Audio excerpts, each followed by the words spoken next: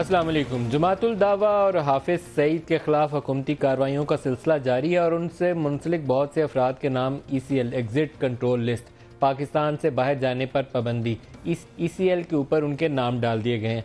क्या हिकमत अमली होगी आने वाले दिनों में? ये वो चैलेंज है जो सबसे पहले APS अटैक के बाद जिसने सर उठाया था और जिसके ऊपर चीफ से सवाल भी हुआ था उस वक्त जनरल राहील शरीफ से कि बताइए, कुछ ग्रुप्स के मतलब ख्याल ये है कि वो आपके पसंदीदा हैं, कुछ के मतलब ख्याल आता है किसी एक जमात के पसंदीदा हैं, तो यहाँ क्या होगा? तो उन्होंने कहा था हमारी टाइमलाइन होगी, सबके खिलाफ कार्रवाई करेंगे, आप मंजूरी दीजिए। नेशनल एक्शन प्लान बना, उसके बाद जितना टाइम गुजर गया रोज़ सवाल होता रहा कि आपने नैब के ऊपर जो पॉइंट्स एग्री किए थे उस पर अमल नहीं किया, उसका क्या बनेगा।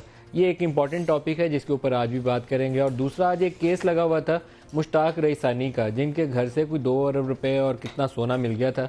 उसके ऊपर आज जस्टिस फैज़ ईसा उन्होंने नैब वालों की बहुत क्लास ली और दुरुस्त जायज़ क्लास की, अच्छी बात की उन्होंने कहा कि किन बुनियादों के ऊपर आपने प्ली बार्गेन की। ये तो प्ली बार्गेन ज़्यादा ये लगता है कि आपने बार्गेन कर लिया उनसे, क्योंकि उनके ऊपर इल्ज़ाम ये था कि 40 अरब के उन्होंने लूट खसूट से असासे बनाए। नैब वालों ने 2 अरब में प्ली बार्गेन करके सारा कुछ हलाल कर दिया। तो इसके ऊपर कोई तो इंसाफ का निज़ाम होना चाहिए कि जो मुल्क को लूट के खा रहा है उसके लिए आप सज़ा का तयन करें। ये दूसरा हमारा टॉपिक होगा। और ज़ुबैर साहब, मोहम्मद ज़ुबैर साहब, पाकिस्तान मुस्लिम लीग नवाज़ के नुमाइंदे, वो आज गवर्नर सिंध का उन्होंने हल्फ उठा लिया, उसके ऊपर भी प्रोग्राम में बात करेंगे। जो शुरा हैं आज के प्रोग्राम में हमारे साथ इस्लामाबाद स्टूडियोज़ में हमारे साथ हैं जनरल इजाज़ अवान साहब, मारूफ डिफेंस एनालिस्ट हैं। इसके अलावा शाहिद खाकान अब्बासी साहब हैं, वफाकी वज़ीर पेट्रोलियम हैं। शाहिद खाकान साहब, आपको भी खुश आमदीद कहता हूँ। और शफ़क़त महमूद साहब हैं, पाकिस्तान तहरीक इंसाफ से। शफ़क़त साहब, आपको भी वेरी वार्म वेलकम। डॉक्टर इशरतुल इबाद साहब, फॉर्मर गवर्नर सिंध, वो हमारे साथ टेलीफोन लाइन के ऊपर हैं। डॉक्टर इशरत साहब, आपको खुश आमदीद भी कहता हूँ। ज़ुबैर साहब गवर्नर बन गए, आप उनके लिए क्या पैगाम देते हैं, क्या उनके लिए राय है आपकी? जी नदीम भाई, अस्सलाम वालेकुम। और आपके तवज्जुह से आपके शुरा को भी मैं सलाम कहना चाहूँगा। मोहम्मद ज़ुबैर भाई ने आज हल्फ लिया है। मैं उनको बहुत मैं समझता हूँ खुश आइंद है ये, और नेक ख्वाहिशात का ही इजहार करूँगा कि वो अपने जो ऑपरेशंस और जिस तरीके से स्टेबिलिटी की ज़रूरत है सिंध में, कराची में ख़ास करके, तो उसमें वो अपना भरपूर किरदार अदा करेंगे इंशाअल्लाह ताला। तो मुकम्मल नेक ख्वाहिशात का मैं इजहार करता हूँ। अच्छा डॉक्टर साहब, जो कराची ऑपरेशन है उसने पिछले 3-4 साल के अरसे में, जब से नून लीग की हुकूमत ने उसकी मंजूरी दी थी, उसने बहुत अच्छा एक सफ़र तय किया है। कराची जिसके अंदर रोज़ाना 10-15 लाशें गिर रही थी, वहाँ एक अमन नसीब हुआ है। गो अभी सफ़र बाकी है। बाबा लाडला जो बड़े गैंगस्टर, नॉन गैंगस्टर थे, उनमें से एक आज मारा गया। आइंदा आने वाले दिन आपको क्या लगता है, क्या रुख इख्तियार करेंगे? सबसे पहले तो मैं इस पे कहना चाहूँगा कि बाबा लाडला का जो आज ये हुआ है एनकाउंटर, उसमें वो मारे गए हैं, उनके 2 कॉम्प्लिसेस भी उसमें मारे गए हैं। इसमें हमारे एक रेंजर के नौजवान भी जख्मी हुए हैं। तो मुकाबला हुआ और उसके बाद उनको वो मारे गए। तो ये एक तो ये शो करती है ये बात कि हमारी इंटेलिजेंस एजेंसीज और हमारी लॉ इन्फोर्समेंट एजेंसीज प्रोएक्टिवली जो है वो काम कर रही हैं, पूरा सिस्टम काम कर रहा है। और जहाँ तक लॉ एंड ऑर्डर की बात है, जाहिर है ये तो एक कॉन्टिन्यूअस प्रोसेस है। 2011 के बाद से एक वेव, बहुत ही सीरियस वेव कराची में खुसूसन आई थी, और उसके बाद वक्तन फवक्तन उसको एड्रेस किया जाता रहा। और 2013 में वज़ीर-ए-आज़म नवाज शरीफ साहब ने जिस ऑपरेशन की मंजूरी दी वो स्टार्ट हुआ, और फिर सब्सिक्वेंटली नेशनल एक्शन प्लान, और इस बीच में सुप्रीम कोर्ट के जजमेंट्स वगैरह वगैरह, ये सारी चीज़ों का जो कॉम्बिनेशन था, उसके तहत पूरी एक स्ट्रैटेजी के तहत वहाँ पे काम चल रहा था और चल रहा है। तो मैं समझता हूँ कि ये इसको सस्टेनेबल बनाना बहुत ज़रूरी है। और यकीनन कराची के हालात, जब मैं निकला था तो उस वक्त यही सिचुएशन हो गई थी कि अल्हम्दुलिल्लाह वहाँ जो एक क्यास था वो ख़त्म हो चुका था। अब ज़रूरत इस बात की है कि उसको सस्टेनेबल बनाया जाए, और साथ में डेवलपमेंट का जो है वो मैसिव प्रोग्राम जो है वो आना चाहिए। जिसके लिए हम परसू भी करते रहे हैं, नेगोशिएट भी करते रहे हैं फेडरल गवर्नमेंट से भी, प्रोविंशियल गवर्नमेंट के कोऑर्डिनेशन के साथ। तो जुबैर भाई के आने से मैं समझता हूँ कि एक जो बहुत एडवांटेज होगा खुसूसन कराची और सिंध को, वो ये कि वो अपनी ज़ाती हैसियत में भी, प्राइम मिनिस्टर से कुर्बत की हैसियत में भी और हैसियत गवर्नर भी बहुत मेगा प्रोजेक्ट्स जो हैं वो फेडरल गवर्नमेंट से ला सकते हैं और लाने चाहिए, जो कि अपॉर्चुनिटी क्रिएट करेंगे और कराची और सिंध के अवाम के मसाइल को हल करेंगे। एक लास्ट क्वेश्चन आपसे पूछ लूं कि कराची के लिए MQM आपकी उससे कुर्बत भी थी और आप बड़ा इंपॉर्टेंट लिंक भी रहे उस तमाम अरसे में जब ऑपरेशन हो रहा था, एक तरफ इस्टेब्लिशमेंट, दूसरी तरफ आपकी अपनी जमात। अभी आपको मुस्तकबिल क्या लगता है, MQM पाकिस्तान जिसको फारूक सत्तार लीड कर रहे हैं, दूसरी मुस्तफ़ा कमाल की PSP, या बाकी मेन स्ट्रीम पोलिटिकल पार्टीज, नून लीग के गवर्नर है, हो सकता है नून लीग के लिए बहुत अपॉर्चुनिटीज हो? देखिए, असल में नदीम भाई, इसमें जाहिर है कि सारी पॉलिटिकल पार्टीज अपने लिए स्पेस तलाश करती हैं और कोशिश करती हैं कि वो लोगों को अट्रैक्ट कर सकें अपने प्रोग्राम के तहत, अपने काम के तहत। लेकिन जो हिस्टोरिक एक फैक्ट है वो ये है कि जो कॉन्स्टिट्यूएंसीज एक बार जो इस्टेब्लिश हो जाती हैं वो बड़ी मुश्किल से जो है उनको कम से कम पाकिस्तान में तो यही देखा गया है कि बहुत मुश्किल से, क्योंकि यहाँ ज़्यादातर इमोशंस का ज़्यादा ताल्लुक होता है, तो इमोशनली अटैच हो जाती हैं कॉन्स्टिट्यूएंसीज अपनी। तो डॉक्टर साहब, आपके ख्याल में वो कॉन्स्टिट्यूएंसीज MQM पाकिस्तान रिटेन करेगी, PSP रिटेन करेगी, या अल्ताफ हुसैन फैक्टर अभी बाकी है? देखिए, मेरे हिसाब से ये 3 फैक्टर बिल्कुल बाकी हैं और गो के एक एंटिटी एक जरूर एग्जिस्ट करती है जो कि इस वक्त हेडलेस है, क्योंकि जाहिर है अल्ताफ हुसैन साहब पे तो पाबंदी है और वो तो लीड कर नहीं रहे हैं चीज़ों को। तो दूसरी MQM पाकिस्तान है, तीसरी PSP है, तो एक हकीकी भी है साथ में, वहाँ पे ऑलरेडी उसका भी कुछ ना कुछ एग्जिस्टेंस तो है। उसमें इन सब में अगर जो एग्जिस्ट कर रही हैं इस वक्त फंक्शनली, जो ऑपरेशनल हैं, उसमें अगर आप देखें तो मेरा ख्याल है कि MQM पाकिस्तान के पास इस वक्त, क्योंकि पार्लियामेंटेरियंस हैं और लोकल गवर्नमेंट भी है, तो पॉलिटिकली तो उनकी स्पेस इस वक्त वाइड है।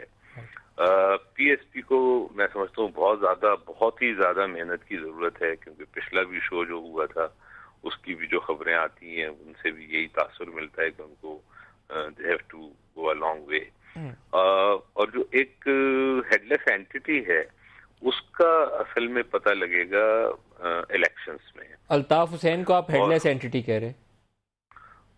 बिल्कुल जी, इस वक्त क्योंकि प्रैक्टिकली तो वो है ही नहीं ना, मतलब प्रैक्टिकली तो MQM लंदन जो है वो उस तरीके से लीड कर ही नहीं रही है, कोई चीज एग्जिस्ट नहीं कर रही ना उस तरीके से। अच्छा, मैं डॉक्टर साहब यहाँ आपका शुक्रिया यहीं पे अदा करूंगा। मैं अपने मेहमानों की तरफ स्टूडियो में आऊँगा। आपका बहुत शुक्रिया, आप हमारे साथ रहे।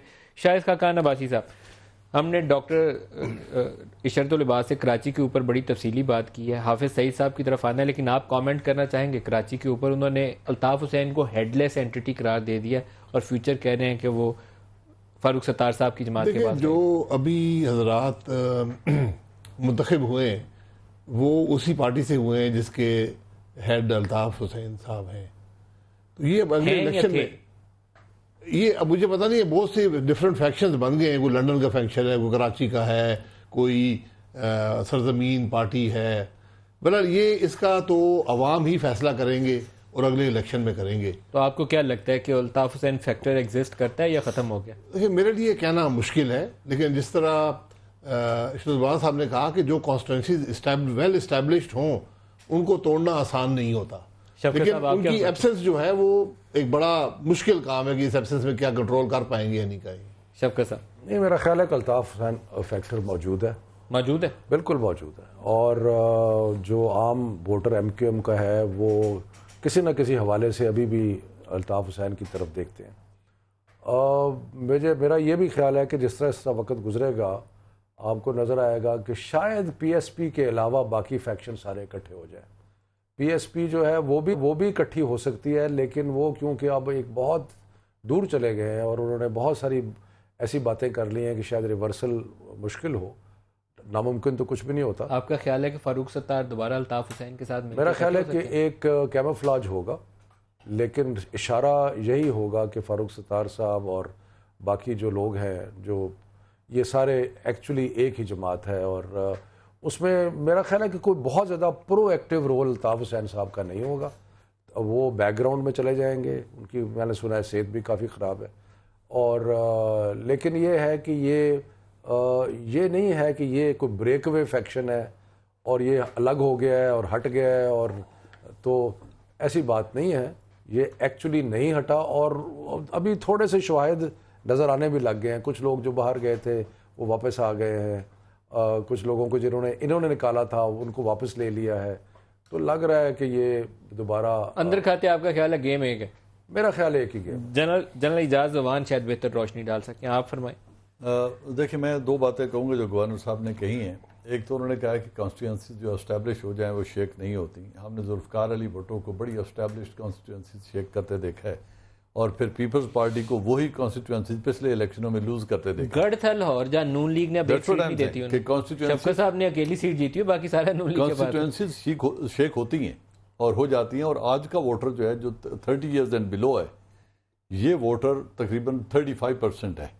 तो 35% वोटर वो है जो ना किसी बुत की परस्तिश करता है और ना आजकल अपने माँ बाप की। डॉक्टर साहब ने जो इंडिपेंडेंट जो फ्रेज इस्तेमाल किया, उन्होंने कहा हेडलेस एंटिटी। हेडलेस उन्होंने एमकेएम लंदन को कहा, बिल्कुल उन्हीं की बात। हाँ, आपका ख्याल है वो हेडलेस हो गई एंटिटी? हेडलेस सिर्फ उस सूरत में, मुझे कल एक नून के एमएनए हैं वो बता रहे थे कि वो अपनी सिटीजनशिप छोड़ चुके हैं पाकिस्तान की। अगर वो पाकिस्तान के सिटीजन ही नहीं है अल्ताफ हुसैन, तो उनको पॉलिटिक्स का कोई हक नहीं पहुंचता और फिर तो इज सर 92 से लंदन बैठ के सारा कुछ कर रहे हैं ब्रिटिश पासपोर्ट के साथ। नहीं, पाकिस्तानी पासपोर्ट भी रखना और आइडेंटिटी रखना, उनको इस उनका पासपोर्ट और CNIC एक्सपायर हुए, एक उम्र बीत चुकी है, उनके पास बरतानवी पासपोर्ट और ड्यूअल नेशनल बाय लॉ आपके पार्लियामेंटेरियन नहीं बन सकते, डिस्पाइट दैट 25 साल से कराची पे हुकूमत करते हैं। मैं सिर्फ दो चीजें कर रहा हूँ। पहली बात यह कि अगर आज भी उन्होंने सिटीजनशिप को बाइख्तियार छोड़ा नहीं है कि मैं सिटीजनशिप रिवोक करता हूँ, पाकिस्तान रखी हुई है, भले उनके पास आज कार्ड ना हो, भले पाकिस्तान का पासपोर्ट इस वक्त उनका एक्सपायर हुआ हो, लेकिन अगर वो कानूनन अभी भी डुअल नेशनल हैं, तो फिर उनको कहना कि ये हेडलेस है और वो इररेलेवेंट है, फिर ये नामुमकिन है। फिर वो रेलेवेंट रहेंगे और अपना वो इफेक्ट तरक नहीं करेंगे। दौदी निसार ना रिवोक करते, मेरा ख्याल है ऐसा कोई एक्शन हुकूमत ने किया है सर, कुछ ऐसा एक्शन हुकूमत ने उनकी नेशनलिटी रिवोक कर पॉलिटिक्स में मैंने कम से कम मुझे इल्म नहीं है, लेकिन डुअल नेशनल जैसे आपने कहा कि पार्लियामेंट में मेंबर नहीं हो सकता, क्या वो पॉलिटिकल पार्टी का हेड हो सकता है? मेरा ख्याल है वो भी नहीं हो सकता। वैसे लेकिन वो तो 22 बरस से हैं, जो असूलन पार्लियामेंटेरियंस के ऊपर क्वालिफिकेशन और डिस्क्वालिफिकेशन है, पॉलिटिकल पार्टी हेड्स के ऊपर भी वही क्वालिफिकेशन और डिस्क्वालिफिकेशन। लेकिन थोड़ा सा एक मैं गुजारिश कर जनरल साहब की इजाजत से, एक्चुअली यहाँ पे हम बात कर रहे हैं हार्ट्स एंड माइंड्स की, हम कानूनी नुक्ते और इन चीज़ों की बात नहीं कर रहे। अल्ताफ हुसैन साहब शहरी हों ना हों, फॉर्मली पार्टी के हेड हों ना हों, असल बात तो ये है कि एक तबका कराची में, और हम तो समझते हैं कि उनको तब्दील होना चाहिए, लेकिन एक ऐसा शहरियों का कराची में, हैदराबाद में और कुछ शहरों में ऐसे लोग हैं जो अल्ताफ हुसैन को अपना लीडर मानते हैं।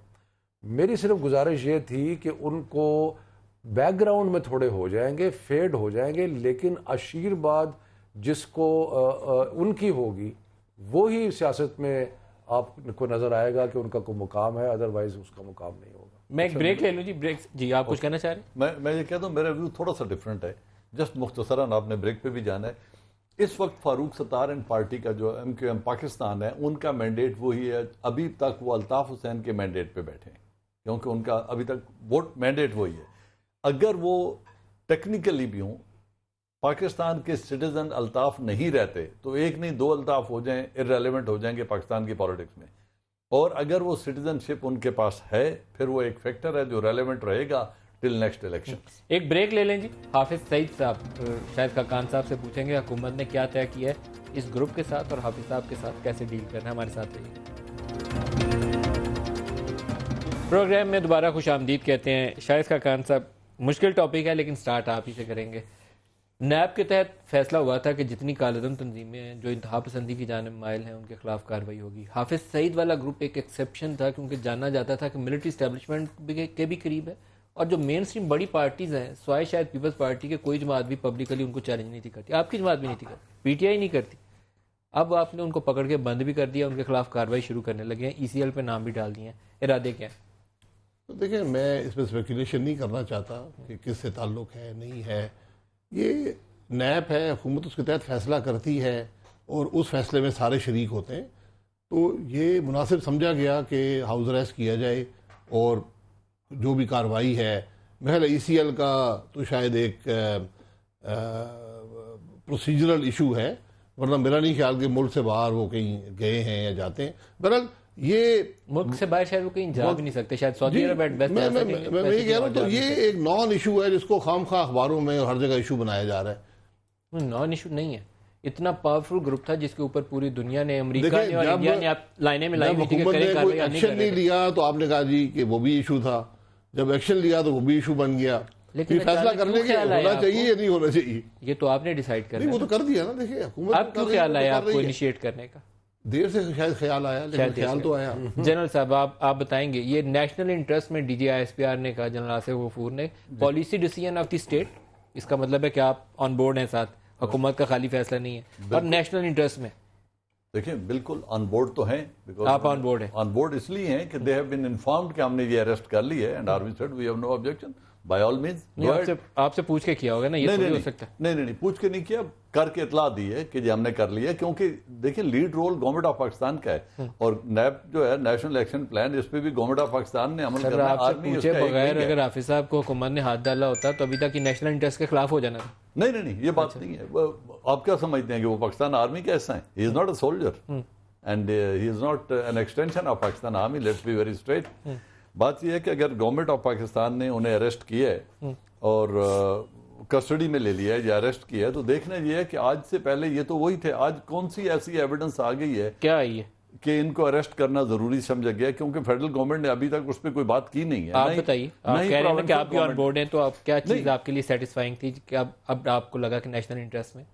देखो, गवर्नमेंट ऑफ पाकिस्तान का डिसीजन है ना, ये पाकिस्तान उनका आर्मी ने कहना काफी है, तो उन्होंने नहीं पकड़ा। गवर्नमेंट ऑफ पाकिस्तान का कहना काफी है। यकीनन अगर फेडरल गवर्नमेंट कहती है कि हमने नेशनल इंटरेस्ट में उनको अरेस्ट किया है, बाय ऑल मींस कोई होगा नेशनल इंटरेस्ट, लेकिन मुझे जिस बात पे थोड़ी सी वो है सर, लेकिन मेरा यहाँ एक से सवाल है आपसे, कुलभूषण यादव के ऊपर नवाज शरीफ साहब ने अपने मुंह से अभी तक उनका नाम नहीं लिया। आपके लोग सारे खफा हैं, बशमूल आपके। जी बिल्कुल, मैं जाती तौर पे भी हूँ। तो वहां फिर नवाज शरीफ से क्यों मुतफिक नहीं, यहाँ फौरन मुतफिक हो गए? नहीं, मुतफिक इसलिए है ना कि देखिए यही बात हुई थी जब पहली बात भी इनके आपस में होती रहती थी, तो गवर्नमेंट हमारी अदारे ने, पाक फौज ने और ISI ने उस वक्त भी गवर्नमेंट ऑफ पाकिस्तान को यही कहा था कि कोई लाडला नहीं है और कोई गुड बैड की जो तफरीक है या शनाख्त है वो हाफिज साहब भी लाडले नहीं, वो खत्म है, लाडले नहीं है, इसलिए गवर्नमेंट ने उनको अरेस्ट किया है। लेकिन मुझे सिर्फ हैरानगी दो बातों पे। पहली बात यह है कि जब उस पर हेड मनी लगाई थी, is a citizen of Pakistan, जब अमेरिका ने उस पर हेड मनी लगा दी, तो गवर्नमेंट ऑफ पाकिस्तान ने आज तक अमेरिका से ये नहीं पूछा है कि आपने इस पर हेड मनी किस लिए लगा ली है, क्या जुर्म किया है इसने। और अगर कोई जुर्म नहीं किया हुआ और हेड मनी लगी हुई है, तो गवर्नमेंट ऑफ पाकिस्तान एक पाकिस्तानी है, उसको तहफ़्फ़ुज़ मिलना चाहिए। और अगर उसने कोई जुर्म किया, बाय ऑल मीन्स न सिर्फ हाउस अरेस्ट करें, ट्रायल करें और उसको सजा दें। शफकत साहब से पूछें। शफकत साहब, आपकी जमात तो पंजाब में प्रोटेस्ट कर रही है, बड़े खफा हैं आप? नहीं, मेरा ख्याल है कि वो कोई इंडिविजुअल एक्शन है। मैं आपको अपना कायदे हिज़्ब खिलाफ पंजाब असेंबली में मुझे एग्जैक्टली पता नहीं कि उन्होंने क्या किया, लेकिन कोई पार्टी में ऐसी डिस्कशन मेरे सामने तो नहीं हुई। पार्टी लाइन क्या है? पार्टी देखिए, बात यह है कि ये तो अच्छी बात है कि नेशनल एक्शन प्लान में जो चीज़ कही गई थी वो सारी पार्टियों ने इस पर एग्री किया था, इसलिए अगर उस पर एक्शन होता है तो अच्छी चीज़ है। दूसरी बात, शायद मैं स्पेकुलेट कर रहा हूँ, मुझे पता नहीं है, लेकिन क्योंकि बार बार UN में एक वीटो एक्सरसाइज करना पड़ता था चाइना से, हो सकता है उन्होंने भी कहा हो कि भी आप कुछ आगे बढ़े और कुछ आज एक चाइनीज़ तर्जमान है, उन्होंने ट्वीट किया है और वो एक अमेरिकी स्कॉलर ने लिखा हुआ था, तो उन्होंने कहा कि ये बिल्कुल हंसने वाली बात है, हमारा इससे कोई ताल्लुक नहीं। चले, लेकिन मेरा थोड़ा सा नुक्ता है नज़र ज़रा मुख्तलिफ है। मैं समझता हूँ कि चाहे वो ब्लॉगर्स हों, चाहे हाफिज सईद हो, चाहे कोई भी हो, आपका जो अगर आप कानून की हुक्मरानी बनाना चाहते हैं तो फिर ओपन और ट्रांसपेरेंट उनके खिलाफ कार्रवाई होनी चाहिए। लॉ ऑफ द लैंड सब पे लॉ देखें ना, अब नज़रबंदी जो है ना, ये एक कॉलोनियल पीरियड से चला आ रहा है कि मैं खुद डिस्ट्रिक्ट मजिस्ट्रेट रहा हूँ, मैंने भी ये इस्तेमाल किया कई दफ़ा। लेकिन ये नज़रबंदी जो है ये कोई ट्रांसपेरेंट रूल ऑफ लॉ वाली बात नहीं, ये पुरस्कार रह जाता है, पता नहीं क्या हुआ। अगर किसी ने कोई कानून तोड़ा है, डिसअपेयर होने, अब फौज ने तो नहीं किया, अब आईबी ने किया होगा या इन लोगों ने किया होगा, क्योंकि वो तो डीजी आईएसपीआर ने कह दिया कि हमने नहीं किया। वो हो जाए, हाफिज सईद हो जाए, इनके ऊपर चार्ज फ्रेम करें, बताएं सबको, सारी कौम को बताएं कि जी इन्होंने ये चीज़ें की हैं जो कि क्राइम के ज़ुमरे में आती हैं। फिर उसकी इन्वेस्टिगेशन करें, प्रोसिक्यूशन करें, कोर्ट में ले जाएं, पनिश करें। ट्रांसपेरेंटली लॉ की जो इन्फोर्समेंट है उसको करें। और दूसरी बात यह है नदीम साहब, बात यह है कि हम एक लॉफुल सोसाइटी है। जब आप किसी को फॉर्मली चार्ज करते हैं तो फिर उसको राइट ऑफ डिफेंस भी होता है, वो अपना वकील कर सकता है, वो जाके अदालत में उसको कंटेस्ट कर सकता है। अगर आप नज़रबंदी कर दें या कोई बंदा वैसे डिसअपीयर हो जाए तो उसमें सारे राइट ख़त्म हो जाते हैं। लॉ के तहत कार्रवाई है या सिर्फ वो कॉलोनियल एरा का वो जो हमारे यहाँ एक शिक मौजूद है पकड़ के अंदर लॉ है, लेकिन ये लॉ को अच्छी लॉ नहीं। पहले तो एडमिशन नोट करें कि इन्होंने कहा मैं भी लोगों को नजरबंद करता रहा। नहीं, वो तो मैं बताया आपको। तो वो कानून आज भी मौजूद है नजरबंदी के, हम सब उससे गुजरे हैं। मैं कोई 1.25 साल नजरबंद रहा, ये नजरबंदी होती रहती है। आपको तो एक फौजी मिलिट्री डिक्टेटर ने बंद किया था जी, बट नजरबंदी के कानून के तहत। आप सिविलियन गवर्नमेंट है जी, आप डिक्टेटर तो नहीं है ना। नहीं, तो सिविलियन गवर्नमेंट भी करती है, इसलिए कानून मौजूद है। जो अगर कानून तोड़ा है तो उसको बंद करें, नहीं कानून तोड़ा तो वो बताइए। आप ये नहीं चाहते, ये नहीं होना चाहिए, मैं भी इसके खिलाफ हूँ इस कानून के, लेकिन कानून मौजूद है, उसको हुकूमत इस्तेमाल करती है। जहाँ पर कोई एविडेंस की कमी हो या एविडेंस मौजूद ना हो या कोई तेज एक्शन लेना हो, इस कानून का सहारा लिया जाता है। मैं इस सवाल को दोहराऊंगा क्योंकि एक एपिसोड इंटीरियर मिनिस्टर के साथ पेश आया था। 4th शेड्यूल में शामिल एक शख्सियत उनके साथ खड़े थे तो उन्होंने कहा मुझे पता नहीं था। 4th शेड्यूल में आप लोग डालते हैं लोगों को और ख़ास वजूहात की बिना पर डाला जाता है, इनलिस्ट किया जाता है, सूबाई हुकूमत डालती जी। बस फेडरल गवर्नमेंट के पास एक कंसोलिडेटेड लिस्ट मौजूद है। ये नहीं हो सकता कि कोई जस्ट वॉक इन और चौधरी निसार के साथ मिलने चला जाए, ये नहीं हो सकता। वो तो मिलते ही आपसे नहीं है, तो उन्होंने 4th शेड्यूलर से कैसे मिलना है। यहाँ पर स्टेट का रोल है। अगर तो 4th शेड्यूल में डाला है तो 4th शेड्यूल की कार्रवाई करें। आपने हाफिज सईद को अगर अंदर डाला है, ECL पे नाम डाला है, ECL का भी एक प्रोसीजर है, बैंक अकाउंट फ्रीज किए हैं, उनकी फलाह इंसानियत फाउंडेशन के ऊपर एक्शन होना है, जमातुल दावा को अंडर वॉच रखना है, तो उसके लिए लॉ होना चाहिए ना। लॉ के ऊपर अमल दरामद करते हुए कार्रवाई सारी करें। हम आपको शाबाश करते हैं, वेल्डन करते हैं। 3-4 बातें कह दी, मैं उनका जवाब देना ज़रूरी समझता हूँ। जो निसार साहब कैबिनेट का हिस्सा हैं, हमारे कलीग हैं और मेरे तो पिंडी के कलीग हैं, पिछले 28 साल से हम इकट्ठे हैं, तो कोई ऐसी एक्सप्रेशन कास्ट करना मुनासिब बात नहीं है। 4th शेड्यूल के आदमी से उनकी जो मुलाकात हुई, उन्होंने उसकी वजाहत कर दी है कि एक डेलीगेशन आया। अब उनको तो निसार साहब को तो हर 4th शेड्यूल के आदमी का ना नाम पता है ना उसकी शक्ल याद है। एक डेलीगेशन आया, उसमें कोई साहब थे जो 4th शेड्यूल का हिस्सा थे, उस पर एक बात का बतंगड़ बन गया, उसकी वजाहत बारहा वो कर चुके हैं। तो मेरा ख्याल है उस इशू को रेज करने की जरूरत नहीं है। जहां तक सर क्यों जो एक्शन लिया गया, मैं इसको दोबारा रेज करूंगा। उस DPC के अंदर जिसके अंदर वो 4th शेड्यूलर भी शामिल थे, उसी के अंदर हाफिज साहब भी शामिल थे, उसी के अंदर मौलाना समीउल हक भी शामिल थे, तो ये तो सारा ग्रुप इकट्ठा था। देखिए, अगर या तो आपने 4th शेड्यूल के आदमी की बात की ना, उसकी वजाहत हो चुकी है कि वो कहते हैं मुझे सारे नहीं था कि सारा एक डेलीगेशन आया। सारे DPC का हिस्सा थे। दफाए पाकिस्तान काउंसिल यहाँ इस्लामाबाद में बैठ के जलसे करती थी, आपने कभी एक्ट ही नहीं किया ना, आपने किया ना पीपल्स पार्टी। उस वक्त सारे आप दिफाए पाकिस्तान काउंसिल के साथ थे। तो बहरहाल बात ये है जी, कौन सारे साथ? पूरी मीडिया कैसे साथ? मीडिया इस बात को उछाला, दिफाए पाकिस्तान काउंसिल बन गई मीडिया ने चला या आपने? क़यामत आने लगी है, यहाँ पर हमला होने लगा है, यहाँ पर स्पीयर। आप उन दिनों की टीवी प्रोग्राम्स देख लें, किस किस किस्म की बातें हुई। तो ये बात सिर्फ ये है, मैंने पहले कहा कब हमला करने वाली बताइए। ये मेरे शफकत साहब की पार्टी की तरफ आप इशारा कर रहे हैं। एक्शन नहीं लिया था तो सबने कहा जी एक्शन नहीं ले रहे, बड़े तो लेना था ना जी एक्शन। आप एक्शन लिया तो एक्शन क्यों लिया? बहरहाल ये हुकूमत से आप इंटीरियर मिनिस्टर से पूछ सकते हैं, पार्लियामेंट में ये सवाल कर सकते हैं, इनकी पार्टी सेनेट में भी है, पीपल्स पार्टी भी है। आप पहले जवाब देंगे जी, फिर मैं शफकत साहब से भी इसका जवाब दूंगा, क्योंकि हमला करने की बातें इनके धरने के दिनों में आई थी। देखिए, वो हमला करने की बात हो रहा है, ये जो बात खाकान अब्बासी साहब कर रहे हैं, इनका अपना व्यू है, लेकिन मेरा व्यू ये है कि इंटीरियर मिनिस्टर का प्रोटोकॉल ऑफिसर और कोऑर्डिनेटर इतना नाइव नहीं होता कि उसको पता ही ना हो कि इंटीरियर मिनिस्टर को मिलने वाले डेलीगेशन में कोई शेड्यूल 4 का आदमी है या नहीं है। तो डीपीसी का अगर वफाक के अंदर जलसा हो रहा हो तो अगर आप कहें इतनी कि पता सादगी नहीं है तो मेरे ख्याल में this is not a saleable idea. दूसरी बात जो आप कह रहे हैं उसमें अभी तक अबहम है कि हाफिज सईद को किस वजह से कस्टडी में लिया गया है।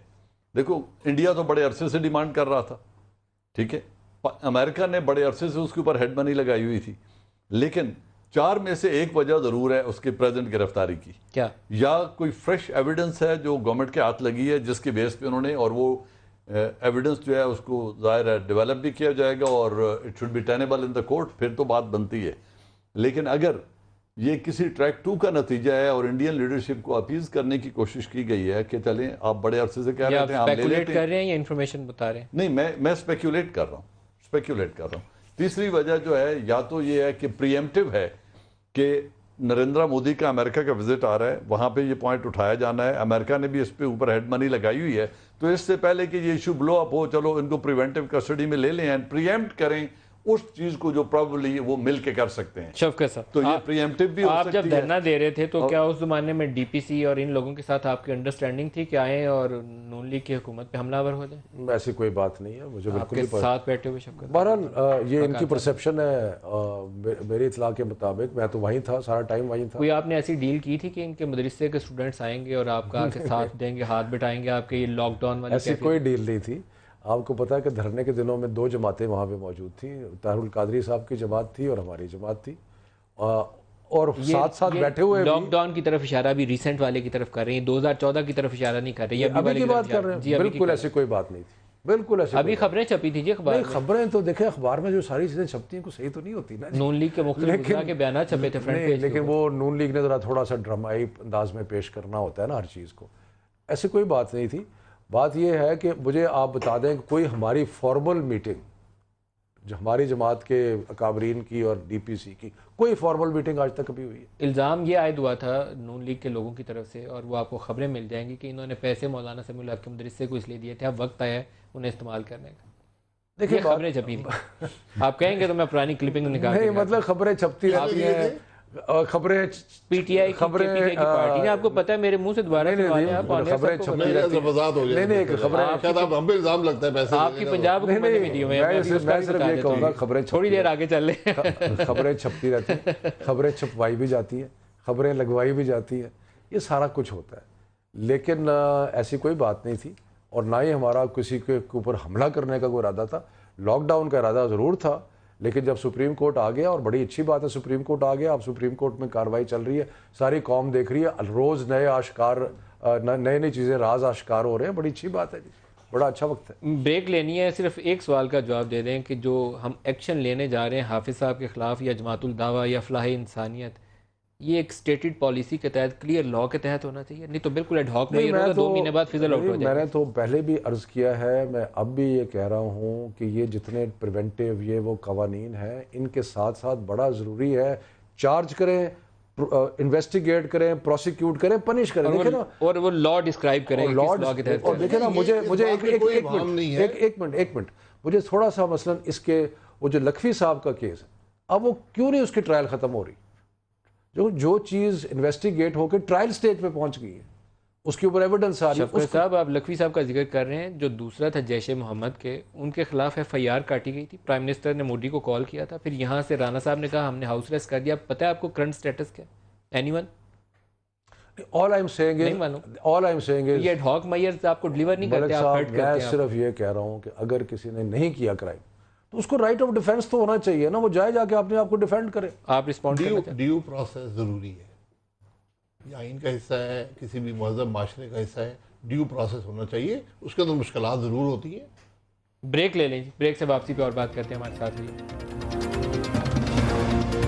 प्रोग्राम में दोबारा खुश आमदीद कहते हैं। जनरल इजाज़ साहब, जो नैब के इकदामात करने थे उसके ऊपर बहुत से सवालात उठते हैं। अब जब आपने सबसे तगड़ा और बड़ा जो ग्रुप था उसके ऊपर हाथ डाला है, तो क्लियर है कि हमने आइंदा के लिए रोड मैप हमारे पास क्या है? मेरे ख्याल में काफ़ी हद तक क्लियर है, क्योंकि जो इसमें जिसकी तरफ आप भी अपने पहले सेगमेंट में इशारा कर रहे थे, देखिए ये बात गवर्नमेंट ऑफ पाकिस्तान में और आर्मी में एंड ISI में ये जो मीटिंग हुई थी इसमें बड़ी वाज़ेह बातचीत हो गई थी, जिसको गलत रंग दे के फिर डॉन लीक्स बना दिया गया। अच्छा, न्यूज़ लीक्स एग्जैक्टली यही वाला इशू था। न्यूज़ लीक एग्जैक्टली ये इशू था, but it was twisted, practically आज आपने एग्जीक्यूट कर दिया। अदारे के मुंह के ऊपर मारा गया ना उसको, उस न्यूज़ लीक को।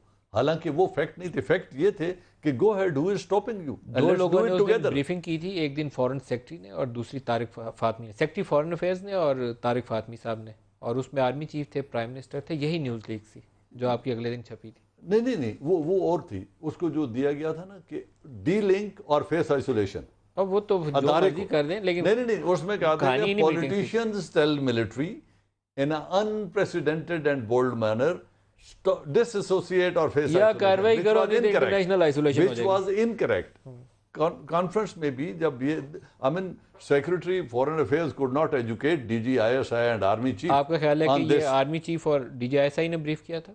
Army cheap and DG ISI ने ब्रीफिंग सुनने के बाद जो उन्होंने बात कहा था, उन्होंने कहा you are the government, it is your decision, हमारे पास कोई गुड एंड बैड की तमीज नहीं है, बिस्मिल्लाह go and do whatever you want to, please don't throw it on us कि जी हम नहीं करने दे रहे, आपको और आपको पूरा इख्तियार है, आप करें। और उसी का एक नतीजा है कि उन्होंने किया और आर्मी को बता दिया जी हमने कर दिया। उन्होंने कहा बी इट, हम आपके साथ हैं, करें। सर वैसे इतनी सादगी पे मेरा दिल नहीं मान रहा अभी। आपका दिल भले ना माने, पूछ के किया होगा, आपका दिल भले ना माने, लेकिन मैं आपको बता रहा हूँ कि उनको इन्फॉर्म किया गया करने के बाद कि हमने ये किया है एंड बी इट, उनको हक पहुंचता है कानूनी। साइड्स नहीं है, एक साइड है इस टेबल की, सब एक साइड पे बैठे हुए हैं।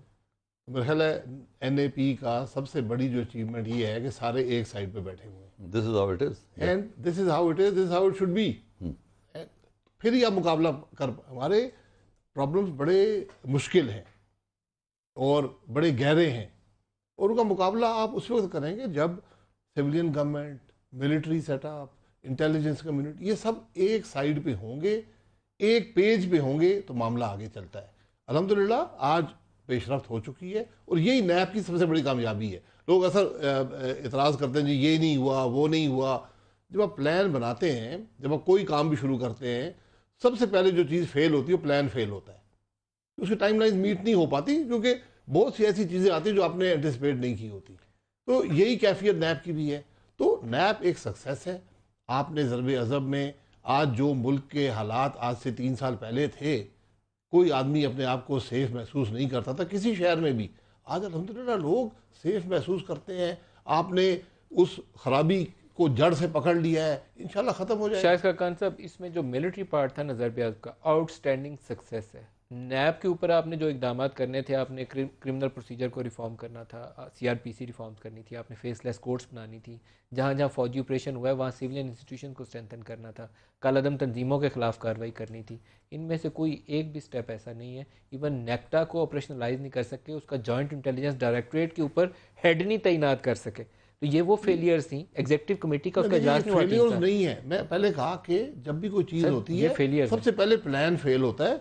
मिलिट्री एक्शन कामयाब हुआ, पूरी हुकूमत ने सपोर्ट क्रिएट हुई आपके लिए। हाँ, अब आपको एक्ट करना है। फौज अकेले नहीं लड़ती, पूरा मुल्क साथ होता है तो फौज लड़ती है। वो कामयाबी हुई। मैंने कहा मुल्क के अंदर भी आज वो हालात नहीं है जो 3 साल पहले थे, तो ये भी कामयाबी है। नैप हो, नेक्टा हो, ये सब चीजें हो जाएंगी। देर जरूर हो सकती है कि कब तक उनको प्लग कर लेंगे। बहुत सी चीजों पे एग्रीमेंट्स अचीव, कंसेंसस अचीव करना होता है, एग्रीमेंट अचीव करना होता है, डिफरेंस ऑफ ओपिनियंस होते हैं, ये नेचुरल बात है। आपका राय और होगी कि इस चीज़ को ऐसे हल करना चाहिए, मेरी राय और होगी, एक कंसेंसस होता है, फिर आप उस पर एक्ट करते, ये चीज़ें हो जाएंगी। जनरल साहब, नैब के मिसिंग लिंक्स कब तक वो आपका ख्याल है कवर हो जाएंगे? आई थिंक अब्बासी साहब, खाकान साहब जो हैं इज़ द राइट पर्सन और the government is right people to ask. लेकिन जो बात अभी कर रहे हैं ना कि मिलिट्री के साथ पूरी कौम होगी तो कामयाबी होगी, इसमें कोई शक नहीं है। बट जो हुकूमत ने बोझ उठाना था, अभी तक मिलिट्री की एफर्ट मुझे सोलो एंड अलोन लग रही है। उसको जो बैकिंग चाहिए थी वो अभी तक नहीं मिली। Judicial support is one and not ज़रबे अज़ वाज द कल्मिनेटिंग ऑपरेशन। 7 इससे पहले हो चुके थे और ये 8 ऑपरेशंस का एक चेन था जिसका लास्ट फेज थी ज़रबे अज़। उस 7 ऑपरेशन पहले और ये जो जुडिशियल बैकिंग थी वो नहीं मिली, जिसकी वजह से आज हमें मिलिट्री कोर्ट्स बनानी पड़ी। और मिलिट्री कोर्ट्स जब बन गई तो उनके फैसलों पर अमल दरामद नहीं किया गया, तो इसको आप ये नहीं कह सकते कि गवर्नमेंट पूरा सपोर्ट कर रही है। मदरसों को रेगुलेट करना था, उनका नसाब भी ठीक करना था, और वो कसीरुल औलाद और गरीब लोग जो अपने बच्चे इन नर्सरीज के हवाले कर जाते हैं, उनको एक अल्टरनेट प्रोवाइड करना चाहिए था, चाहे वो होता पॉलिटेक्निक की सूरत में या किसी में। और इन मदरसों को जब तक रेगुलेट नहीं किया जाएगा, वो जो विटनेसेस प्रोटेक्शन एक्ट है और वो उनमें जब तक तब्दीलियां नहीं की जाएंगी, तो हम ये नहीं कह सकते कि गवर्नमेंट एंड कॉम पूरी तरीके से इनके साथ खड़ी है। इसी तरह सिविल का एक रोल है। टाइम खत्म हो गया प्रोग्राम का, हम इस टॉपिक को कंटिन्यू करेंगे। जनरल इजाज़ जवान साहब, शाहिद खाकान वासी साहब, शफकत महमूद साहब हमारे साथ थे और डॉक्टर ईश्वर टोलीवाल ने भी हमें ज्वाइन किया। सबका शुक्रिया। आज के लिए इतना ही, इजाज़त दीजिए। खुदा हाफिज़।